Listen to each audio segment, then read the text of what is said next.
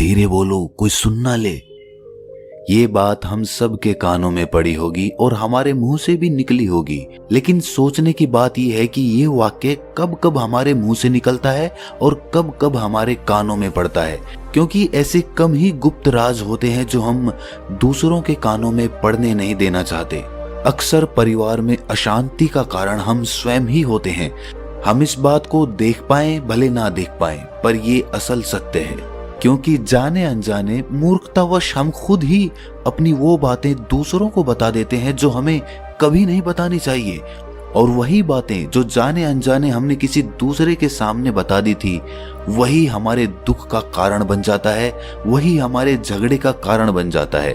और फिर बाद में हमें पछतावा होता है कि मुझे ये बात किसी को बतानी नहीं चाहिए थी, मेरी ही गलती हुई कि मैंने जाने अनजाने ये बात सभी को बता दी। इसीलिए आज की जो बौद्ध कहानी मैं आपको सुनाने वाला हूं, उसे सुनने के बाद आपको 7 ऐसी बातें पता चलेंगी जो आपको कभी किसी को नहीं बतानी। ये जो 7 बातें हैं जो आपको किसी को नहीं बतानी, क्यों नहीं बतानी, इसके पीछे का तर्क भी मैं आपको दूंगा। और इन 7 बातों के अलावा अगर आपको लगता है कि कोई बात ऐसी है जो मुझसे छूट गई या मैं नहीं बता पाया, तो कमेंट सेक्शन में जरूर बताना। इससे पहले कि आप इस बौद्ध कहानी में खो जाएं, इस चैनल को सब्सक्राइब जरूर कर लें। तो चलिए कहानी शुरू करते हैं। एक समय की बात है, एक नगर में रिंकू नाम का एक युवक रहता था। वो युवक बहुत गरीब था, कुछ पैसा नहीं था उसके पास, 2 वक्त की दाल रोटी भी बड़ी मुश्किल से उसको नसीब होती थी। किसी काम की तलाश में दिन रात खोज करने पर भी उसे कोई काम नहीं मिल रहा था। फिर एक दिन उसने अपनी पत्नी के सामने अपनी सारी समस्या बता दी। उसने अपनी पत्नी को कहा कि मैं जिस जगह भी काम मांगने के लिए जाता हूँ तो हर कोई मुझे ये कहकर काम नहीं देता कि हमारे यहाँ काम की जरूरत नहीं है। मैं काम की तलाश कर करके थक चुका हूँ। मुझे समझ नहीं आता कि मैं तुम लोगों का पेट कैसे भरूंगा, अपने बच्चों को कैसे पालूंगा, और ये चिंता मुझे दिन रात खाए जा रही है। ये सुनकर उसकी पत्नी ने कुछ सोचकर कहा कि तुम एक आदमी के पास एक बार ही काम मांगने के लिए जाते हो, और जब वो काम नहीं देता तो तुम दोबारा उसके पास जाते तक नहीं हो। अगर तुम्हें उनसे काम लेना है तो तुम्हें हमदर्दी जतानी होगी, तुम्हें उनसे हमदर्दी हासिल करनी होगी, अपनी गरीबी दिखानी होगी, ताकि वो लोग तुम्हारी मजबूरी समझकर तुम्हें काम पर रख लें। इसीलिए शर्म मत करो, उन्हें अपनी मजबूरी बताओ, अपनी गरीबी बताओ, और इसी उपाय से तुम काम पा सकते हो। ये बात रिंकू के मस्तिष्क में बैठ गई और अगले दिन काम मांगने के लिए वो उसी सेठ के पास जा पहुंचा जहां पर वो पिछले दिन काम मांगने के लिए गया था। लेकिन इस बार उसने हाथ जोड़कर उस सेठ से प्रार्थना की, उससे विनती की कि वो बहुत गरीब है और उसे काम की बहुत आवश्यकता है। वो जो कुछ भी उसे देंगे वो उसमें संतुष्ट हो जाएगा, पर कृपया करके मुझे अपने यहाँ काम पर रख ले। उसकी ये हालत देखकर उस सेठ ने उसे अपने यहाँ काम पर रख लिया। वो रोज वहां पर काम पर जाने लगा। अंदर ही अंदर वो खुश तो था कि उसे काम तो मिला, लेकिन उसे वेतन दूसरे लोगों से कम मिलता था। वही काम जो दूसरे लोग कर रहे थे उन्हें ज्यादा वेतन मिल रहा था और इसे कम वेतन मिल रहा था। जब इस बारे में उसने अपने सेठ से कहा तो सेठ ने कहा कि देखो भाई, तुम्हें काम की जरूरत थी, मैंने तुम्हें काम दिया, मेरा धन्यवाद करने की बजाय तुम मुझसे शिकायत कर रहे हो, ये कैसी भलमनचाहत है। ये सुनकर रिंकू वहीं पर चुप हो गया। बात कहीं ना कहीं सत्य थी, सच थी। सेठ ने तो उसे उसकी मजबूरी के हिसाब से ही काम दिया था और इसीलिए वो उसे अपने अनुसार ही वेतन देता था। लेकिन धीरे धीरे उसने ये बात अपने सगे संबंधियों और अपने दोस्तों को भी बताना शुरू कर दी कि उसका सेठ कैसा आदमी है और उसे कितना वेतन देता है। समय बीतता रहा और रिंकू पूरी लगन के साथ अपना काम करता रहा, लेकिन अब परिस्थितियां बदलने लगी थी। सेठ अब रिंकू से दूसरे लोगों से ज्यादा काम लेता था और उनसे कम वेतन उसे देता था। ये बात रिंकू के मन को बहुत खलती थी। वो दूसरों से ज्यादा मेहनत कर रहा है और उनसे कम वेतन पा रहा है। इससे उसके आत्मसम्मान को बहुत गहरी चोट पहुंची। अब धीरे धीरे उसका मन अपने काम से हटने लगा। उसका मन काम में लगता ही नहीं था। जाहिर सी बात है कि ऐसी जगह किसका मन लगेगा जहां आदमी को अपने आत्मसम्मान के साथ समझौता करना पड़े। इसीलिए जल्द ही उसने अपना काम छोड़ दिया और वो घर पर आकर खाली बैठ गया। अब उसके पास घर का खर्चा चलाने के लिए भी पैसे नहीं बचे थे। इसीलिए उसने अपने सगे संबंधियों और अपने दोस्तों से सहायता मांगनी शुरू की।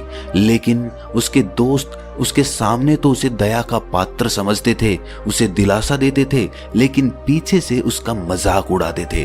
वो कहते कि कितना बेवकूफ है, सेठ ने इतना काम लिया और बेचारे को पैसे भी नहीं दिए।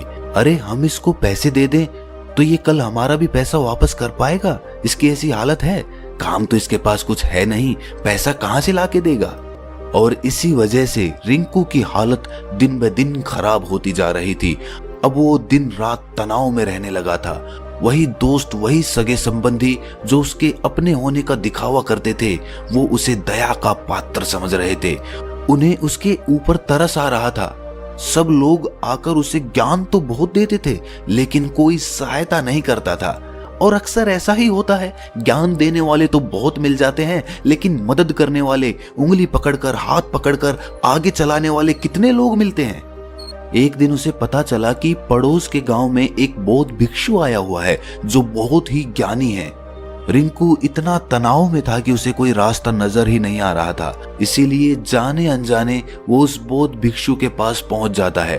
वहां पहुंचकर वो सीधे उनके पैरों में गिरकर रोने लग जाता है। वो रोते रोते उन्हें अपनी सारी परिस्थिति बताता है। उसे बताता है कि किस तरह उसके सेठ ने उसका फायदा उठाया और उसके सगे संबंधी उसके साथ कैसा व्यवहार रखते हैं। सारी बातें सुनकर बौद्ध भिक्षु ने उसे चुप कराते हुए कहा कि भंते, ये सारी समस्याएं तुम्हारी बुद्धिहीनता, तुम्हारी मूर्खता के कारण उत्पन्न हुई है। अगर तुम्हारे अंदर विवेक होता तो इनमें से एक भी समस्या तुम्हारे चित्त को दुखी नहीं कर सकती थी, लेकिन तुमने अपने अविवेक के कारण, अपनी मूर्खता के कारण खुद ही अपने रास्ते में कांटे बिछा दिए। आज मैं तुम्हें 7 बातें बता रहा हूं जो भूलकर भी किसी को मत बताना, और इन बातों का अनुसरण करते हुए तुम बाहर से मिलने वाले दुखों को तो दूर कर ही सकते हो जो बेवजह दुनिया की वजह से तुम्हारे अंदर पनपते हैं। पहली बात जो किसी को नहीं बतानी चाहिए वो है अपनी मजबूरी। अपनी मजबूरी का दिखावा करके, दूसरों का दया पात्र बनके उनकी सहायता लेने की गलती कभी मत करना। हो सकता है कि आज वो तुम्हारी मजबूरी देखकर तुम्हारी सहायता करते, लेकिन कल वो तुम्हारा फायदा उठाने से भी नहीं चूकेगा, और अगर फायदा भी नहीं उठाया तो दूसरों के सामने तुम्हारा मजाक बनाने में वो आदमी कभी नहीं चूकेगा। इसीलिए कभी भी अपनी मजबूरी का दिखावा मत करो। अगर घर में 2 रोटी है, सूखी रोटी है, तो वही खाकर सो जाओ, लेकिन दूसरों को इसके बारे में भनक तक नहीं लगनी चाहिए। जरा आप खुद सोचो, मजबूरी बताने का क्या प्रयोजन होता है एक इंसान का? या तो वो दूसरों से सहानुभूति हासिल करना चाहता है या उनसे कोई आर्थिक मदद चाहता है। लेकिन अगर दोनों ही परिस्थितियां आप देखें तो दूसरा आदमी आपका फायदा उठाने से नहीं चूकेगा, और अगर वो फायदा नहीं भी उठाएगा तो अपनी नजर में तो वो आपको मूर्ख ही समझेगा, बेवकूफ समझेगा, और दूसरों के सामने आपका मजाक तो जरूर बनाएगा। इसीलिए अपनी मजबूरी के बारे में कभी किसी को मत बताना। दूसरी बात जो किसी को भी नहीं बतानी चाहिए वो है अपनी अतीत की गलतियां और भविष्य की रणनीतियां। जरा सोचो कि अगर हम अपने अतीत की गलतियां किसी दूसरे को बताते हैं तो उसका क्या प्रभाव होगा। वो गलतियां ठीक तो नहीं की जा सकती, जाहिर है, तो उन्हें बताने का क्या प्रयोजन रह जाता है। आप अपने अंधेरे पक्ष को खुद दुनिया के सामने बता रहे हो, खुद अपनी गलतियां दूसरों के सामने बता रहे हो। इससे उस आदमी की नजर में आपका एक चरित्र गठित हो जाएगा और वो भविष्य में हमेशा आपको उसी नजरिए से देखेगा। इसीलिए किसी भी आदमी की नजर में अपना चरित्र गठित मत होने दो। और जरा सोचो कि आप व्यर्थ में ही अपने भविष्य की रणनीतियां दूसरों के सामने बता रहे हो। जो लोग आपके काम का हिस्सा ही नहीं हैं, उनके सामने अपनी भविष्य की रणनीतियां, अपनी डींगे हाँकने का क्या फायदा? वो लोग आपकी सहायता तो नहीं करेंगे, लेकिन आपकी भविष्य की रणनीतियों में बाधा जरूर बन सकते हैं। आप खुद अपने विवेक का इस्तेमाल करिए और सोचिए कि आपके साथ भी ऐसा हुआ है कि आपने अपनी भविष्य की रणनीति किसी को बताई हो और वो कामयाब ही ना हुई हो। जरूर हुआ होगा, जरा गौर से सोचिए। तीसरी बात जो किसी को नहीं बतानी चाहिए वो है अपने घर की बातें। जो भी हमारे घर के अंदर आपस में बातचीत होती है, हमारे माँ बाप के साथ, हमारी पत्नी के साथ, हमारे बच्चों के साथ, वो बातें परिवार तक ही सीमित रहनी चाहिए। अगर आप इन बातों का दूसरों के सामने ढिंढोरा पीटते हो तो दूसरों को आपके घर में घुसने का एक मौका मिल जाता है और वो इसका फायदा उठाने से कभी नहीं चूकेंगे। वो आपके परिवार के सदस्यों को आपसे दूर लेकर जाने की कोशिश करेंगे। अक्सर ऐसा होता है, हम समाज में देखते हैं कि हम अपने घर के झगड़ों को कम करने के लिए उन झगड़ों को अपने पड़ोसियों और दूसरे सगे संबंधियों को बता देते हैं, लेकिन इससे आपको सहायता कभी नहीं मिली होगी, बल्कि आपके घर के लड़ाई झगड़े और ज्यादा बढ़ गए होंगे और वो जाहिर है वो बढ़ेंगे। अगर आप अपने माँ बाप की बात दूसरों को बताएंगे तो आपके माँ बाप को बुरा लगेगा ही कि हमारा बेटा हमसे बताए बगैर दूसरों को ये बातें बता रहा है। इसीलिए अपने घर की बातें और अपने घर के लड़ाई झगड़े किसी के सामने मत बताना। अगली बात जो मैं आपको बताने जा रहा हूं, जो किसी को नहीं बतानी चाहिए, वो सुनने पर बहुत अजीब लग सकती है, लेकिन उसका सत्य भी मैं आपको एक तर्क के माध्यम से दूंगा। मैं कहता हूं कि अपनी आमदनी किसी को मत बताना। अब अपनी आमदनी ना बताने के पीछे क्या प्रयोजन हो सकता है? जरा सोचिए कि आप अपनी आमदनी अपने दोस्तों को बता देते हैं, तो जब आपके दोस्तों को जरूरत पड़ेगी तो वो सिर्फ आपको ही याद करेंगे, क्योंकि उनको पता है कि अगर आपकी आमदनी ज्यादा अच्छी है तो आप ही उनकी मदद कर सकते हैं और इसीलिए ज्यादा लोग आपसे सहायता मांगेंगे। और जब आप उनकी सहायता नहीं करेंगे तो वो सोचेंगे कि इस आदमी के पास पैसे हैं, मेरी सहायता कर सकता है, लेकिन ये सहायता कर नहीं रहा है। और इसीलिए आपकी आमदनी आप दोनों दोस्तों के बीच एक झगड़े का कारण हो सकती है।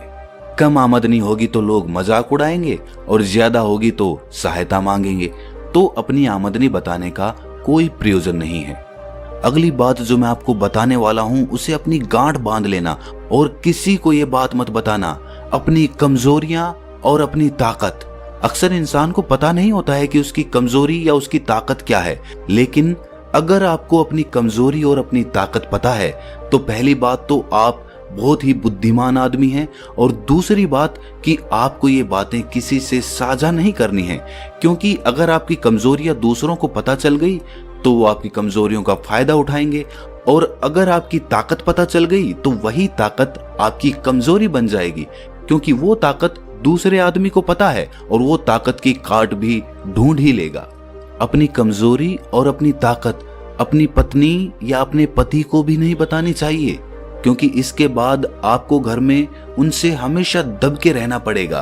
अगली बात जो किसी को नहीं बतानी चाहिए वो है अपने मित्र और अपने शत्रु।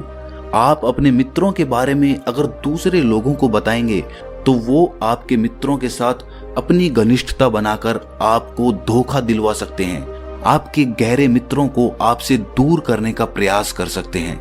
अक्सर आम आदमी ऐसा नहीं करता, लेकिन आपके दुश्मन ऐसा करने की कोशिश कर सकते हैं। और दूसरी तरफ आपके शत्रु का भी किसी को नहीं पता लगना चाहिए, क्योंकि आज जो आपका मित्र है अगर कल वो आपका दुश्मन हो गया तो वो आपके दुश्मन के साथ ही मिलकर आपको परास्त कर सकता है, आपको धोखा दे सकता है।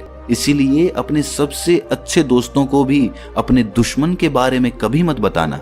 अगली और आखिरी बात कहना चाहता हूं कि जब तुम दान करते हो तो दान के बारे में भी किसी को मत बताना, नहीं तो दान करना व्यर्थ हो जाता है, बेकार हो जाता है। जब आप अपने दान का ढिंढोरा पीटते हो तो आप ये बता रहे हो कि मैं कितना बड़ा दानी पुरुष हूं, और ये आपके अंदर एक अहंकार निर्मित करेगा। इसीलिए दान गुप्त रूप से किया जाए उतना ही अच्छा होता है, उतना ही फलदायी होता है। जब